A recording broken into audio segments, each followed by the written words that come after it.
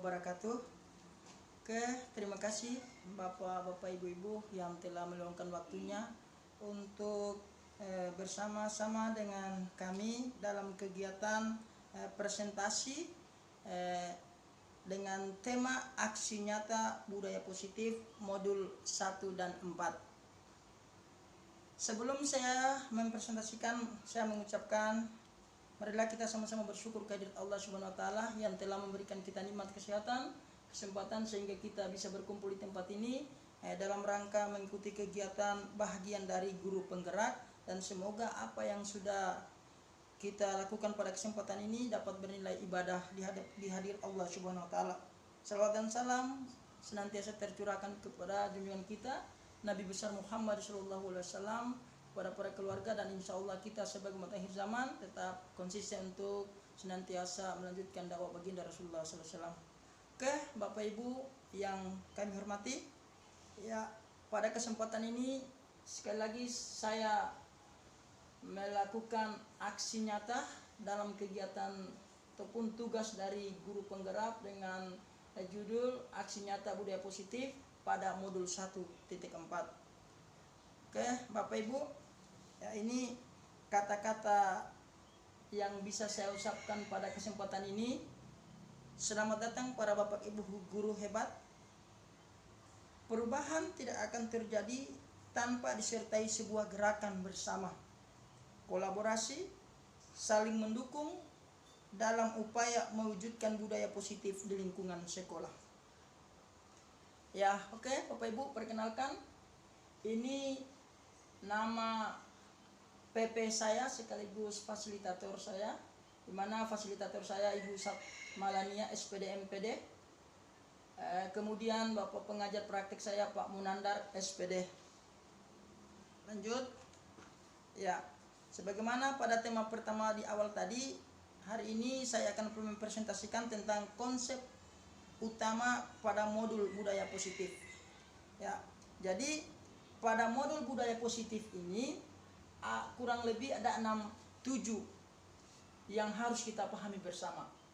Yang pertama, ada yang namanya perubahan paradigma belajar. Yang kedua, disiplin positif. Yang ketiga, kebutuhan dasar manusia. Yang keempat, motivasi perilaku manusia. Yang kelima, posisi kontrol. Dan yang keenam, keyakinan kelas. Serta yang ketujuh adalah segitiga restitusi. Bapak Ibu sekalian, saya akan mencoba memaparkan satu persatu dari konsep budaya positif ini. Yang pertama adalah pembelajaran dengan paradigma baru. Maksud pembelajaran dengan paradigma baru ini dirancang berdasarkan prinsip pembelajaran yang terdiferensiasi sehingga setiap siswa belajar sesuai dengan kebutuhan dari tahap perkembangannya untuk mewujudkan profil pelajar Pancasila. Jadi maksud dari pembelajaran dengan paradigma baru ini maksudnya adalah bagaimana kita sebagai guru bisa mengetahui kebutuhan-kebutuhan dari tahap perkembangannya sehingga kita dapat mewujudkan profil pelajar Pancasila itu sendiri. Kemudian lanjut, yang kedua, disiplin positif. Nah, disiplin positif dalam budaya kita sering memaknai disiplin adalah suatu atau sesuatu yang dilakukan oleh seseorang pada orang lain untuk mendapatkan kepatuhan dan ketaatan. Nah, pengertian disiplin yang lain, disiplin positif merupakan salah satu cara penerapan tindakan disiplin. Jadi antara disiplin dengan disiplin positif, kalau disiplin bagaimana kita menginginkan seseorang itu untuk patuh dan taat kepada aturan yang sudah kita buat. Sementara dalam disiplin positif, bagaimana kita mengarahkan mereka untuk bersikap disiplin dengan tujuan menumbuhkan kesadaran serta memberdayakan mereka Oke, jadi dengan tujuan untuk menumbuhkan kesadaran serta memberdayakan anak kita untuk melakukan sesuatu tanpa embel-embel apapun yang bersifat baik itu hadiah, ancaman maupun hukuman. Jadi ini bedanya antara disiplin dengan disiplin positif. Kalau disiplin semata-mata untuk mengerahkan mereka supaya mentaati semua aturan. Nah, sementara disiplin positif bukan hanya sebagai mengerahkan mereka untuk taat pada aturan, tapi bagaimana memunculkan dalam diri mereka. Memunculkan dalam diri mereka terkait budaya positif itu sendiri. Oke, Bapak Ibu sekalian, mohon maaf ada kesalahan teknis sedikit. Ya, oke.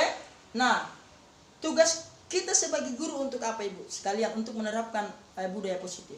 Jadi tugas kita ada sebagai guru adalah untuk mewujudkan anak-anak yang memiliki disiplin diri sehingga mereka bisa berperilaku dengan mengacu pada nilai-nilai kebajikan universal dan memiliki motivasi intrinsik bukan ekstrinsik.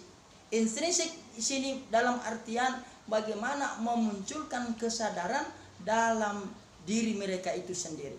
Jadi anak-anak kalau betul-betul sudah memahami konsep budaya positif, ya, disiplin positif ini Bapak Ibu sekalian, maka anak-anak itu akan mudah kita arahkan. Kenapa? Karena kesadaran itu sudah muncul dari dalam diri mereka sendiri, bukan kesadaran yang dibangun oleh orang lain. Oke, Bapak Ibu sekalian, saya lanjut. Nah, posisi ketiga, kebutuhan dasar manusia. Setiap manusia pasti memiliki kebutuhan dasar ini Bapak Ibu sekalian. Ya. Yang pertama, kebutuhan dasar manusia itu seperti apa? Yang pertama, satu, bertahan hidup. Yang kedua, kebutuhan dasar yang kedua, kasih sayang dan rasa untuk diterima. Yang ketiga, penguasaan. Yang keempat, kebebasan. Dan yang kelima, kesenangan. Jadi kebutuhan dasar manusia ini kita sebagai guru harus memaksimalkan untuk wujud dalam diri setiap siswa-siswa kita. Supaya apa? Supaya mereka betul-betul melaksanakan apa yang menjadi kebutuhan sehingga bisa terwujud yang namanya profil pelajar Pancasila. Oke. Yang keempat, itu yang selanjutnya, motivasi perilaku manusia. Nah, motivasi merupakan dorongan yang timbul pada diri seseorang secara sadar atau tidak sadar untuk melakukan suatu tindakan dengan tujuan tertentu. Jadi motivasi ini merupakan dorongan. Untuk apa dorongan itu? Untuk melakukan sesuatu. Tujuannya apa? Melakukan sesuatu. Ini. Nah, motivasi di sini bisa berbentuk tiga. Yang pertama, motivasi berbentuk hukuman. Yang kedua, motivasi berbentuk hadiah atau penghargaan. Dan yang ketiga, motivasi yang berbentuk nilai kebajikan diri sendiri. Nah, sekarang kadang-kadang kita memberikan dorongan kepada siswa, kadang-kadang kita lakukan dalam bentuk hukuman. Tujuan kita memberikan hukuman ini supaya muncul nilai kesadaran dalam diri siswa. Ini bahagian dari motivasi. Cuman kadang-kadang hukuman ini dampaknya sangat biasanya membias Bapak Ibu sekalian. Nah, hukuman, murid menerapkan disiplin diri karena merasa takut dihukum. Nah, kadang-kadang siswa-siswa kita itu untuk melakukan sesuatu karena muncul dalam diri mereka rasa takut. Nah, kalau tidak dilakukan perintah kita maka merasakan takut. Nah, ini motivasi seperti ini kalau bisa kita hindari sedikit Bapak Ibu sekalian, karena akan berdampak pada kepribadian anak itu sendiri. Yang kedua, hadiah penghargaan. Nah, hadiah penghargaan ini bisa murid menerapkan disiplin diri karena mengharapkan imbalan. Jadi anak-anak berbuat sesuatu itu karena ada harapan yang ingin dia raih. Apa itu? Imbalan. Baik itu berbentuk hadiah, penghargaan dan lain sebagainya. Sementara kita sebagai guru yang kita ingin tekankan bagaimana pada posisi tiga ini Bapak Ibu sekalian. Bagaimana nilai kebajikan diri sendiri. Artinya nilai-nilai budaya positif itu betul-betul muncul dari dalam dirinya sendiri. Karena sesuatu yang muncul dari dalam dirinya maka akan memberikan dasar yang kuat kepada perilaku diri anak itu sendiri. Ini. Kemudian yang ketiga, ini konsep disiplin dengan identitas gagal, Bapak Ibu sekalian. Bagaimana maksudnya konsep identitas dengan konsep disiplin dengan identitas gagal? Ini orang yang menggunakan konsep disiplin tapi menggunakan cara hukuman, ini dipastikan gagal. Kenapa? Karena apabila kita melakukan hukuman, maka 5 poin yang akan mempengaruhi jiwa anak itu. Yang pertama, memunculkan jiwa pendendam pada diri anak itu sendiri. Yang kedua, siswa menjadi rendah diri. Misalnya kalau kita memberi hukuman anak-anak di depan teman-temannya atau sebagainya, maka anak-anak tadi itu akan merasa kecil, dan lebih parahnya lagi dia akan kehilangan rasa percaya diri. Karena apa? Kenapa? Karena kita sudah mempermalukan dia di tempat umum, apalagi di depan teman-temannya. Yang ketiga, tidak nyaman. Otomatis kalau kita memberikan hukuman kepada anak tersebut, maka muncul rasa tidak nyaman ke peserta didik itu kepada kita. Bahkan dia merasa dendam kepada kita, dan dia tidak akan terbuka bersama kita lagi. Yang ketiga, kalau hukuman sifatnya memaksa. Yang kelima, murid tidak terbuka dengan kesalahannya. Nah, kemudian sementara hadiah berbentuk penghargaan, ini juga tidak efektif. Yang kedua, dia menimbulkan kecemburuan antara temannya, di antara temannya. Kemudian yang ketiga, dipastikan akan mematikan kreativitas siswa. Anak-anak yang sudah terbiasa dengan hadiah penghargaan, maka dia akan memunculkan rasa ketergantungan, sehingga dengan adanya rasa ketergantungan akan menutup kreativitas anak itu sendiri. Yang keempat, menghukum dengan sistem ranking. Jadi kadang-kadang kita melakukan perankingan ini sebenarnya lagi menghukum anak itu sendiri. Kenapa? Karena hukuman ranking kepada anak itu, dia akan melakukan sesuatu hanya berdasarkan ranking saja. Bagaimana caranya dia selalu dapat ranking? Apapun yang dia lakukan, tujuannya harus dapat ranking. Mau dia menyontek, mau dia apa, yang penting barometernya dia harus dapat ranking. Ini tidak kita inginkan, Bapak Ibu sekalian. Yang kelima adalah kehilangan motivasi diri siswa itu sendiri. Kenapa? Karena dia sudah, sekali lagi, sudah mengharapkan hadiah. Ini.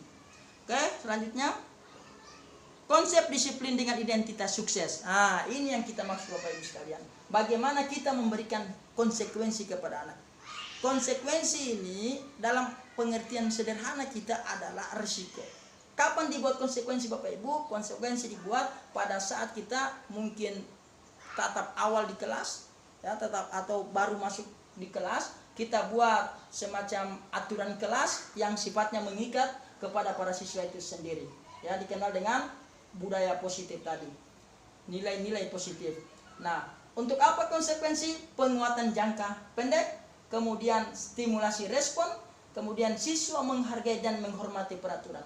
Anak-anak yang kita beri model hukuman berbentuk konsekuensi, dia akan merasa dihargai, dia tidak merasa dipermalukan, dan dia akan terbuka dengan kita. Karena apa yang dia langgar dia sudah menyadari. Karena yang dia langgar itu sudah merupakan aturan yang sudah dia lakukan, yang dia langgar setelah aturan itu sudah disepakati bersama. Oke, yang selanjutnya restitusi. Nah, restitusi ini buat anak-anak merasa bertanggung jawab. Kemudian di dalam restitusi, fokus kita mencari solusi, bukan menyalahkan siswa. Kemudian adanya restitusi memunculkan dalam diri murid untuk menghormati dirinya dan orang lain. Kemudian siswa bersemangat untuk memperbaiki kesalahannya. Lanjut. Konsep disiplin atau pendekatan restitusi, sebuah langkah menanamkan disiplin positif pada anak. Pengertian restitusi. Apa itu sih restitusi? Restitusi itu, Bapak Ibu sekalian, adalah merupakan proses menciptakan kondisi bagi murid untuk memperbaiki kesalahan mereka, sehingga mereka bisa kembali pada kelompok mereka dengan karakter yang lebih kuat. Ini menurut Gosser, 2004. Jadi biasanya kalau anak-anak melakukan kesalahan itu, Bapak Ibu sekalian, sangat susah untuk bergaul kembali kepada teman-temannya. Yang pertama, susahnya di mana? Yang pertama, akan kehilangan kepercayaan dari teman-temannya yang lain. Kenapa? Karena dia sudah melakukan kesalahan. Maka ketika anak-anak melakukan kesalahan, maka langkah restitusi ini sangat cocok untuk kita lakukan. Nah, sekarang ciri-ciri restitusi. Yang pertama, bukan menebus kesalahan, melainkan belajar dari kesalahan. Kadang-kadang kita kalau ada anak yang salah, kadang-kadang untuk menebus kesalahannya itu sering kita perintahkan anak bersihkan WC, lari lapangan 10 kali, push up 10 kali. Nah, ini bukan bagian dari solusi untuk memperbaiki anak. Makanya ciri-ciri restitusi itu bukan menebus kesalahan, melainkan belajar dari kesalahan. Jadi setiap kesalahan yang mereka buat, kita upayakan bagaimana mereka bisa mengambil pembelajaran dari kesalahan yang mereka buat. Yang kedua, tawaran bukan paksaan. Nah, jadi kita memberikan tawaran kepada anak tadi. Misalnya ada anak-anak yang lambat, kita pantau, kita tawarkan. Oke, anak-anak sekalian, misalnya Andi, kenapa nak sering lambat? Bla bla bla bla bla. Nah, kalau sering lambat, coba kira-kira menurut Andi kalau lambat itu baik tidak? Tidak. Oh ya, kalau disampaikan tidak, nah maka kita tawarkan. Kira-kira kalau perbuatan itu tidak baik, kira-kira langkah apa yang paling baik supaya Andi itu tidak melakukan kesalahan lagi. Maka dengan kita tawarkan solusi seperti ini, maka dia sendiri yang akan menggali solusi itu. Kita tawarkan, kalau Andi sering lambat, kira-kira apa yang paling baik Andi lakukan supaya tidak lambat. Bisa saja dia akan memunculkan ide gagasannya sendiri. Mungkin supaya tidak lambat dia harus cepat tidur, mengurangi jam bermain gadgetnya dan sebagainya. Kemudian menguatkan dan fokus pada solusi.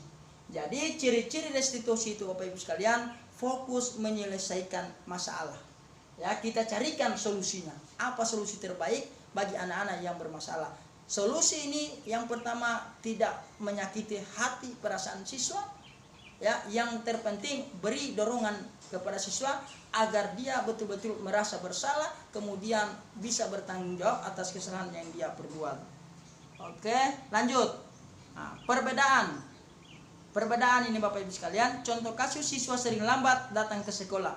Biasanya kalau tipe kita penghukum, maka kita membentak, marah-marah, bahkan sentuhan fisik sehingga siswa merasa tidak nyaman. Hormat bendera dengan waktu yang ditentukan. Ini model-model tipe guru sebagai penghukum. Kemudian sementara kalau konsekuensi memberikan tugas. Nah, jadi kita keyakinan, misalnya kita buat di keyakinan kelas, ya, kalau ada anak-anak yang lambat kita berikan konsekuensi, bisa saja memberikan tugas untuk dikerjakan, kemudian bersikap tegas bukan kasar dalam menerapkan aturan.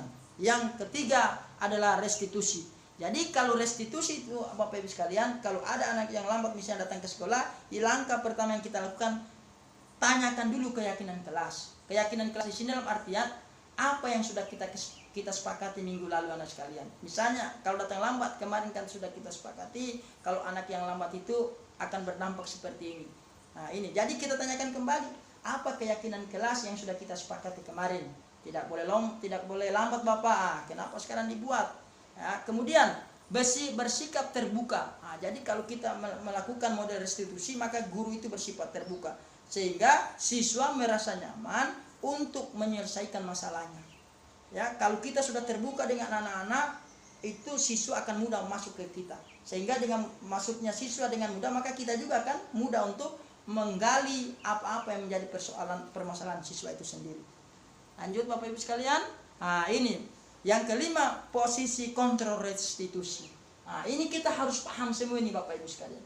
Di mana kita berfungsi sebagai penghukum, di mana kita berfungsi sebagai membuat rasa bersalah, di mana kita berfungsi sebagai teman, di mana kita berfungsi sebagai pemantau dan manajer. Ini posisi ini harus kita tahu di mana kita menempatkan. Bisa juga kita memberi penghukuman, tapi dengan standar-standar yang masih mudah untuk dilakukan siswa. Nah, kemudian membuat rasa bersalah. Ya, lanjut.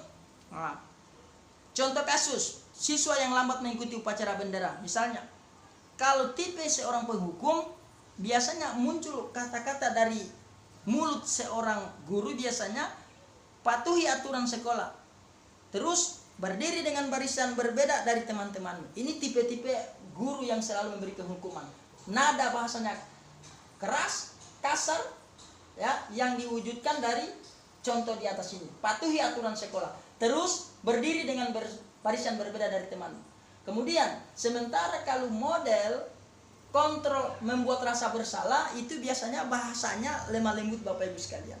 Contohnya, berapa kali Bapak harus menegur kamu, nak, jujur Bapak merasa kecewa dengan sikap kamu seperti ini. Jadi kita bahasakan kepada anak itu, kita tidak menyalahkan dia, tapi buat anak itu betul-betul merasa bersalah.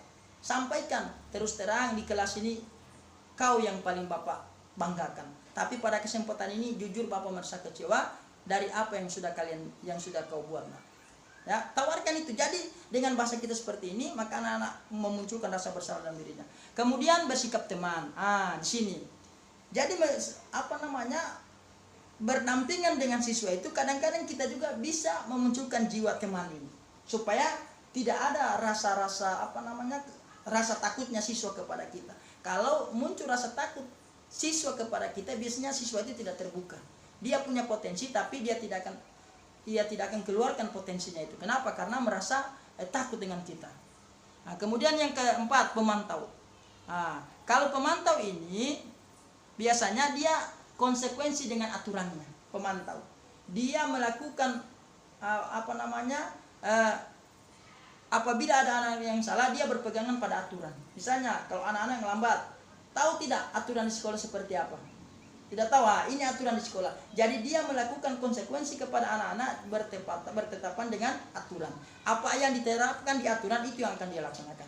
Ini jiwa-jiwa guru pemantau. Artinya dia, bahasa sederhananya itu orang yang tegas. Tidak boleh di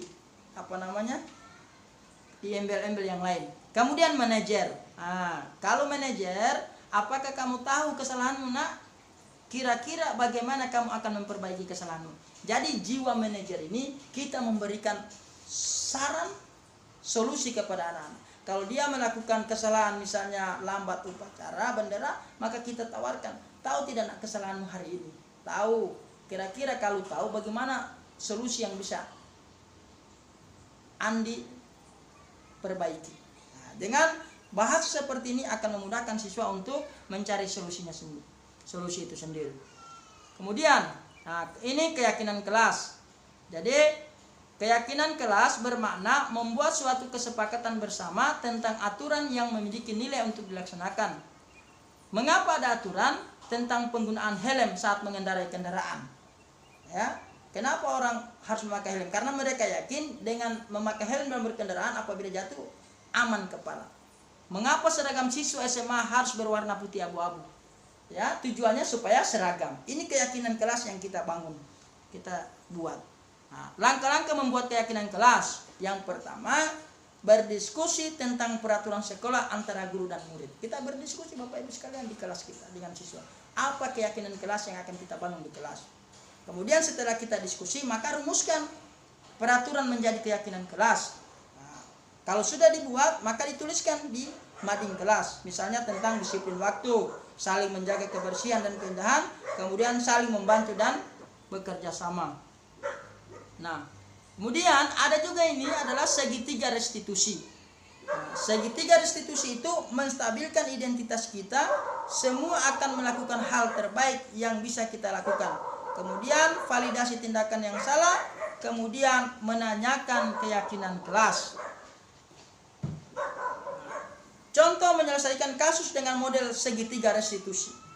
Menstabilkan identitas, validasi tindakan yang salah, menanyakan keyakinan kelas.